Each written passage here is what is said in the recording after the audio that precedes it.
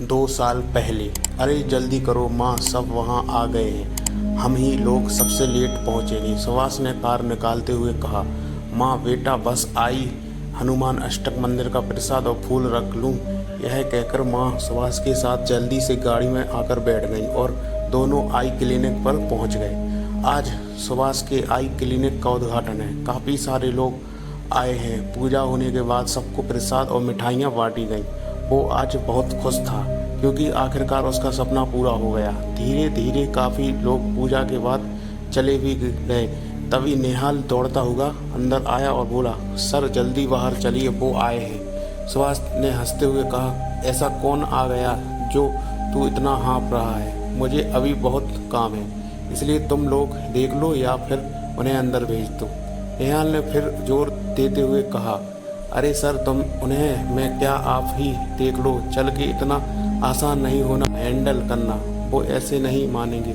सुभाष बाहर आया तो उसके आते ही हाय हाय डॉक्टर साहब नमस्ते, किन्नरों के एक झुंड ने उसको घेर लिया।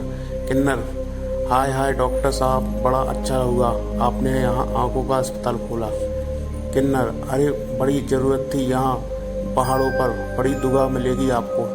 तीसरा किन्नर बोला, हम बधाई देने आए हैं। अरे सखियों नाचो गाओ। अरे अब्दुल खड़ा क्यों है रे, ढोलक क्यों नहीं बजाता? देख डॉक्टर साहब हमारा नाच देखेंगे। सारे किन्नर ताली बजा बजा के गाने लगे। सुभाष ने सबको रोकते हुए कहा, अरे बस करो आप लोग, यह लो 500 रुपये और जाओ यहाँ से। किन्नर, हाय हाय, यह डॉक्टर साहब 500 रुपये तो हम भीख में भी नहीं लेते।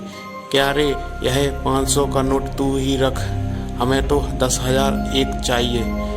दूसरा किन्नर बोला, अरे डॉक्टर साहब कुछ तो सोचो, इतना बड़ा क्लिनिक खोला है, अरे हमें दोगे तो धुआं में ही पाओगे। यह कहते ही सारे किन्नर एक साथ ताली बजाने लगे और सुभाष के चारों ओर घूमने लगे, पर वो नहीं माना और बोला, तुम लोगों को एहसास भी है कितना मेहनत लगती है पैसे इकट्ठे करने में, लेकिन तुम लोग क्या जानो, बस यहाँ वहाँ नाच के लोगों को लूटते हो, मेहनत करना तुम क्या जानो।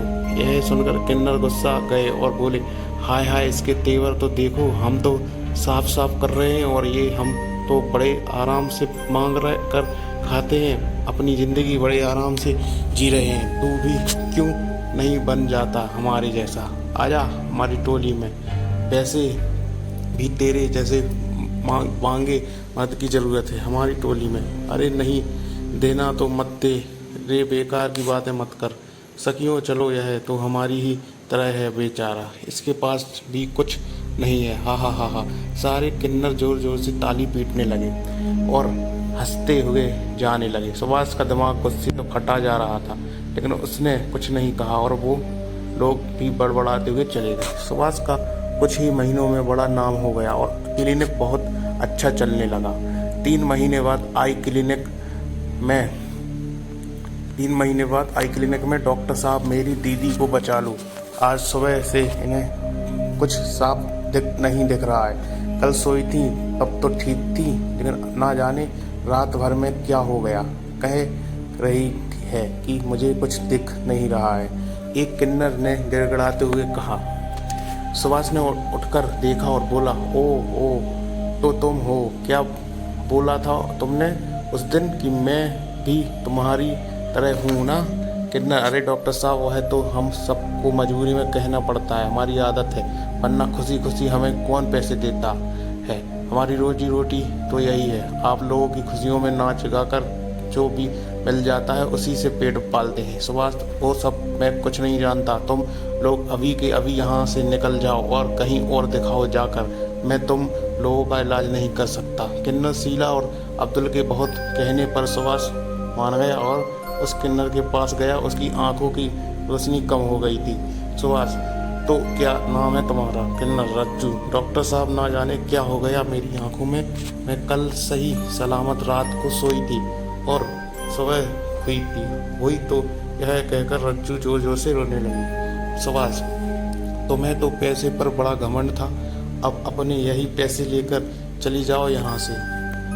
रज्जू जोर जोर से रोने लगी और माफ़ी मांगने लगी। तभी शीला और अब्दुल भी हाथ जोड़कर बोले, मान जाइए ना डॉक्टर साहब, आप लोग तो भगवान का रूप होते हैं। अरे गलतियां तो हो जाती हैं, माफ़ कर दीजिए। सुभाष मान गए और रज्जू की आंखें चेक करके बताया कि इनका आँख का ऑपरेशन करना पड़ेगा, लेकिन यह हुआ कैसे यह समझना मुश्किल है। इनके ऑपरेशन में लाखों का खर्चा आएगा, लेकिन उसके बाद भी कुछ कहा नहीं जा सकता ये पहली की तरह देख पाएंगे या नहीं। रज्जू बोली, डॉक्टर साहब आप जितने बताएंगे उतने पैसे दूंगी, लेकिन मेरी आंखें ठीक कर दीजिए। शीला और अब्दुल एक दूसरे को देखने लगे।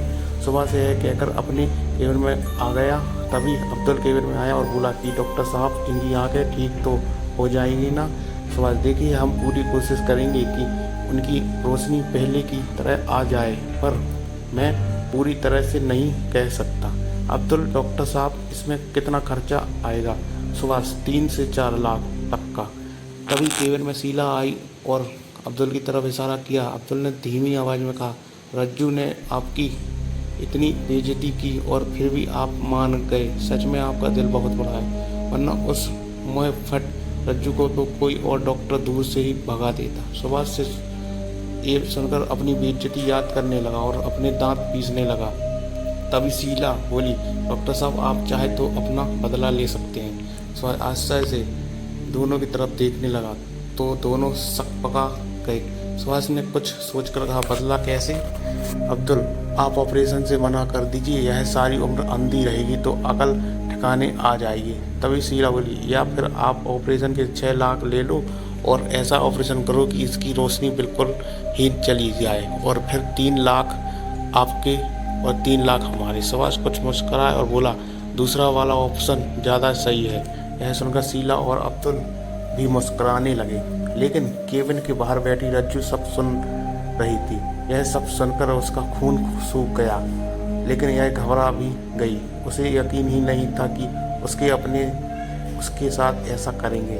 वह समझ गई थी कि यह दोनों उसको मारने का प्लान बना रहे हैं। वह जल्दी से बचते बचाते हॉस्पिटल से भाग गई। नेहाल ने उसको पूछा और रोका, लेकिन वह नहीं मानी। उसके बाद रज्जू कभी कहीं नहीं दिखी।